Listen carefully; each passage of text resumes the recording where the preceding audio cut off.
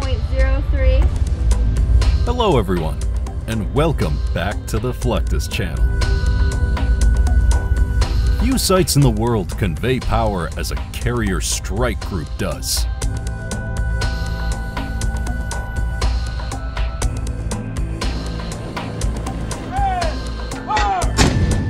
One look at the vast assortment of ships will make any enemy think twice before attempting to attack any of these vessels.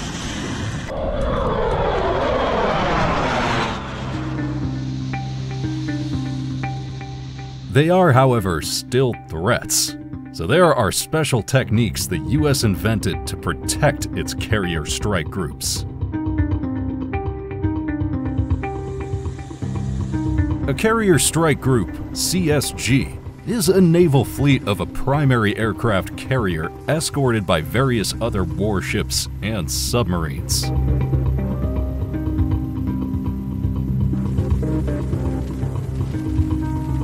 A typical composition of a carrier strike group consists of guided missile destroyers and cruisers, and occasionally support ships equipped with sophisticated armaments and cutting-edge technology.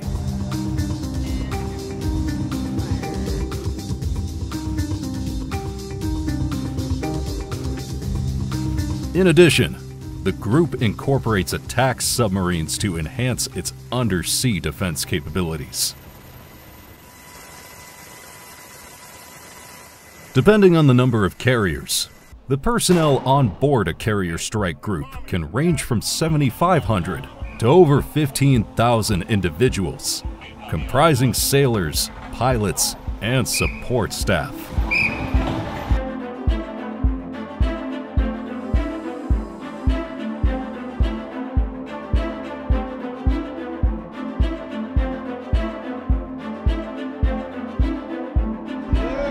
High step.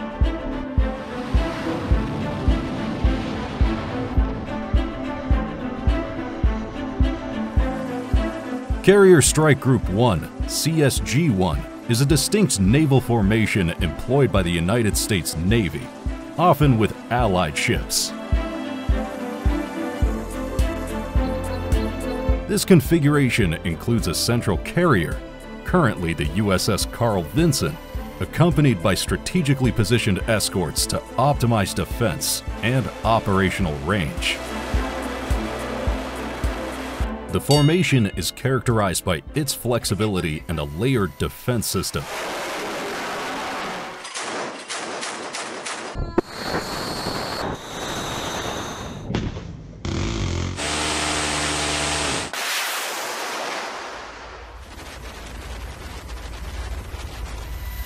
Other flagship commanders gather the USS Carl Vinson for strategy and planning sessions. Flight deck sailors called the Rainbow Boys traditionally welcome VIPs to the vessel with a red carpet and a guard of honor salute.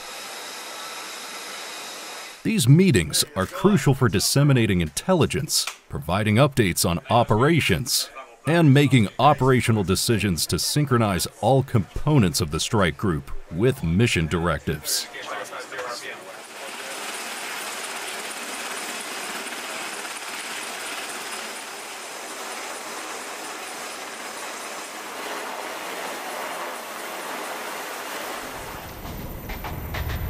Nimitz-class aircraft carriers of the U.S. Navy, such as the USS Harry S. Truman, can conduct 120 to 140 sorties per day.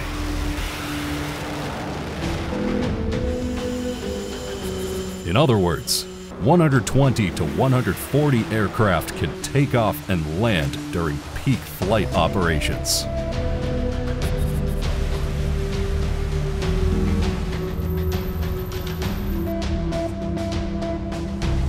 Up to 90 planes, such as FA-18 EF Super Hornets, F-35C Lightning IIs,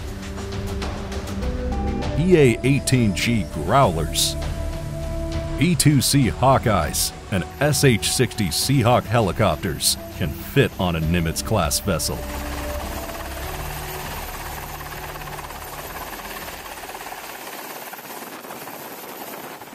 Flight operations usually start and end with the launch and recovery of an E-2C Hawkeye Aerial Early Warning AEW aircraft, which can see further and control the battle space thanks to its radar. Sorties are then launched at a rate of 2 to 3 per hour, using 4 steam-powered catapults to launch the aircraft. And then they are retrieved upon landing using 4 arresting wires, or cross-deck pendants.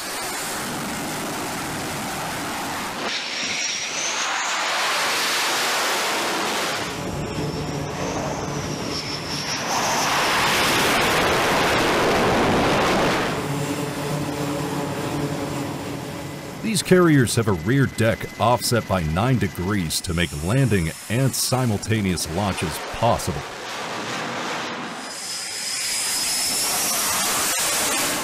Yeah, let me know when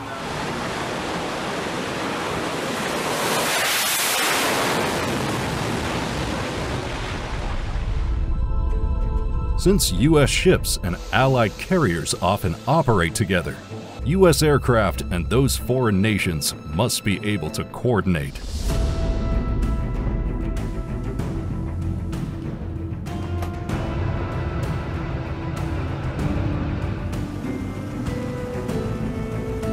Not only are U.S. aircraft supported by aircraft from Allied carriers, but often by aircraft from land bases.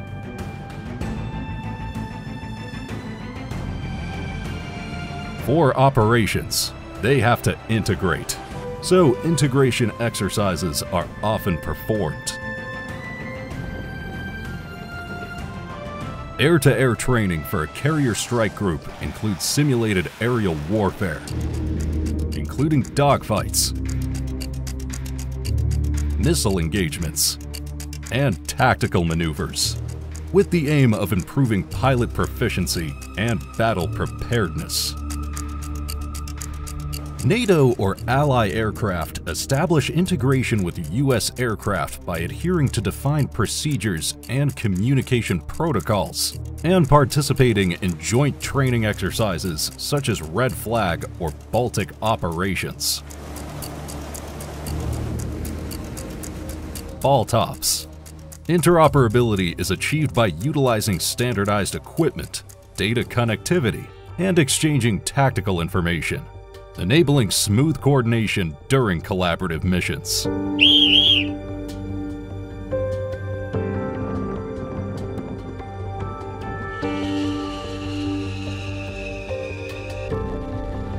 Training exercises frequently incorporate diverse formations, drills involving actual ammunition, and missions based on specific scenarios.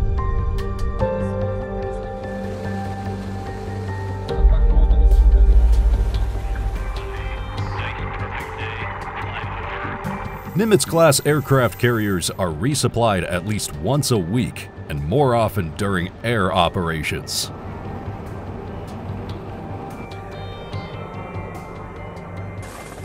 These replenishments are called underway replenishments, UNREP.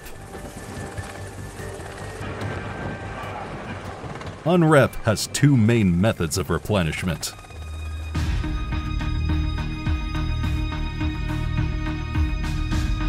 Connected replenishment, CONREP, and vertical replenishment, VERTREP.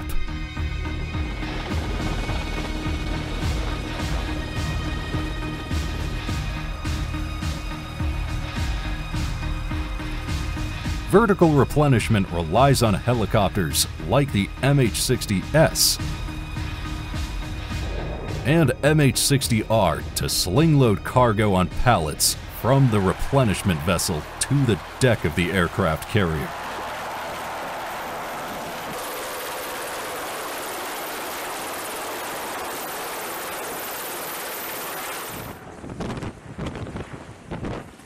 When more than one helicopter is used, they fly specific patterns to ensure there are no accidental mid-air collisions. A single MH-60 Seahawk can lift loads weighing up to 9,000 pounds, usually consisting of 2 to 3 pallets, and transfer them across open water to the carrier.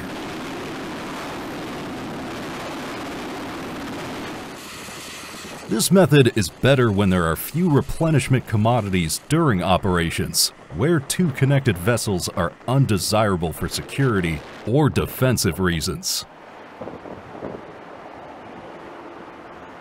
Another reason is that air operations must be halted during unrep, so getting it done quickly is preferable.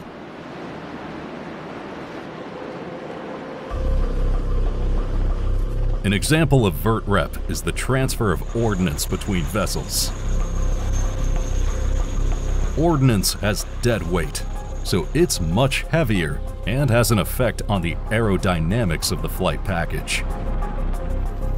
This type of transfer starts with the Seahawks hovering just above the deck with the help of a sailor known as a landing signal enlisted, LSE. The LSE uses hand signals to direct the helicopter's positioning and altitude. From below, two sailors hook up the ordnance using a cargo pendant, which hooks into and is locked in place on the Seahawk cargo hook. These two sailors hold on to one another as a safety precaution against being swept overboard by the rotor wash, especially due to the added danger of strong wind gusts across the open deck at sea. Once the hookup team is clear, the LSC indicates that the Seahawk can lift the ordnance, and when they are safe, the LSC relinquishes control and the load is flown to the receiving vessel.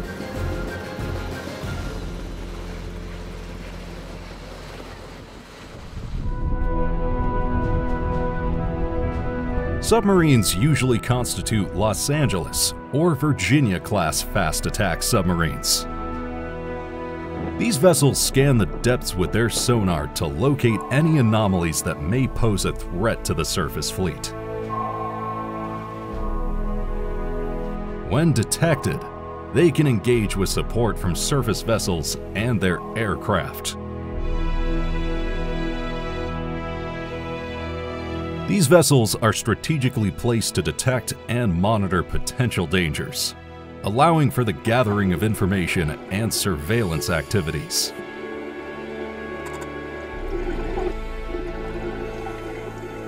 Los Angeles-class submarines, utilizing torpedoes and Tomahawk missiles, possess strong anti-submarine warfare (ASW) capabilities. The newer Virginia-class submarines strengthen these functions through enhanced stealth, state-of-the-art sonar technology, and versatile capabilities for multiple missions, including support for special operations. Both classes possess the capability to effectively target and engage surface ships, submarines, and ground targets.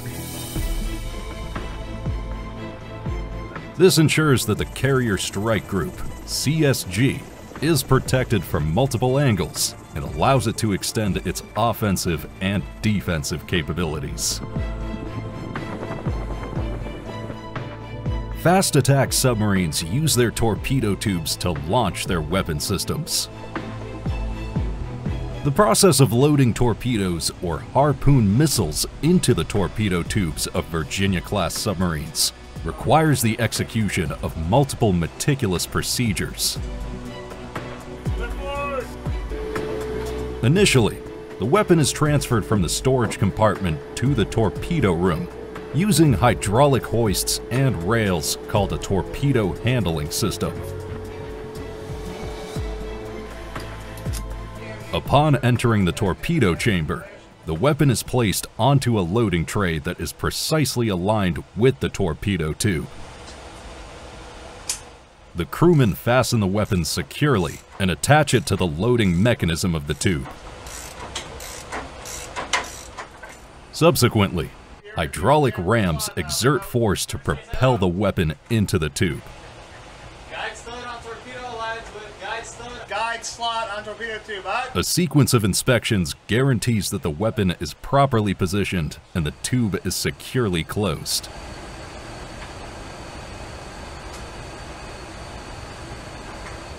The weapon interface system is linked, enabling the submarine's fire control system to establish communication with the weapon. Transition to cruise. Weapon is away. This technique entails stringent safety protocols to avert inadvertent discharge. Surface vessels like guided missile cruisers and destroyers offer a host of offensive and defensive advantages. Although they have powerful anti-ship capabilities, their main role usually comprises intercepting aircraft, especially missiles or ballistic missiles aimed at the CSG.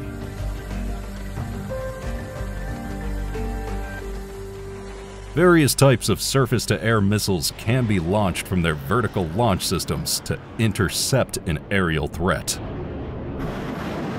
The RIM-162 SM, known as the Evolved Sea Sparrow missile, is expected to be deployed as the primary choice because of its adaptability and high efficiency in countering many types of dangers, such as aircraft and anti-ship missiles. Still, there are other powerful options as well. Cruisers and destroyers have highly effective kinetic energy weapons. These weapons consist mainly of the main deck guns and the Phalanx Close-In Weapon System, CWIS.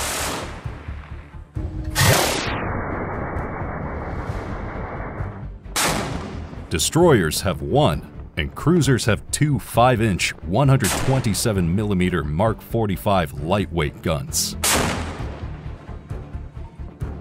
These naval guns have a range of 20 nautical miles and fire accurately at a rate of 16 to 20 rounds per minute. For deployment, these weapons must be calibrated during live firing events to ensure they hit their targets. Integrated into a comprehensive defensive system called the Aegis Combat System are these kinetic weapons and the Mark 41 vertical launch system, capable of firing 14 different types of missiles. One of these missiles is the Standard Missile 2, SM-2, which has a range of 45 miles and can destroy surface vessels or aircraft.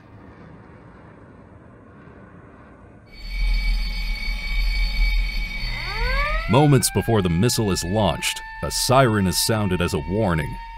The launch canister opens, and the missile is launched vertically.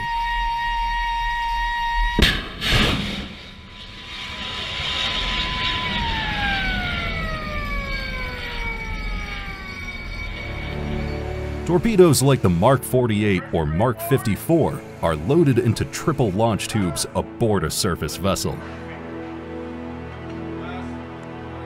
The procedure is almost the same as with a submarine.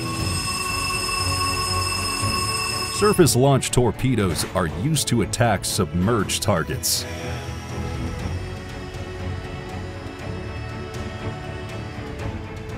After launch, they dive down and use different systems to find and hone in enemy submarines, destroying them in that manner.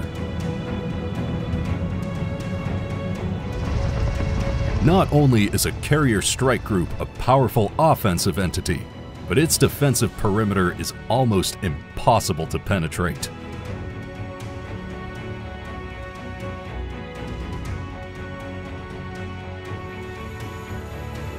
From advanced fighter aircraft to hundreds of multi-purpose missiles and kinetic weapons, this fleet packs a powerful punch.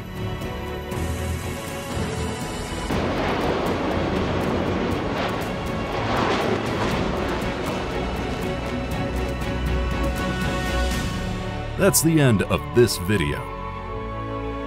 I hope you enjoyed it. Make sure to subscribe to this channel so you don't miss any of our new content. See you next time.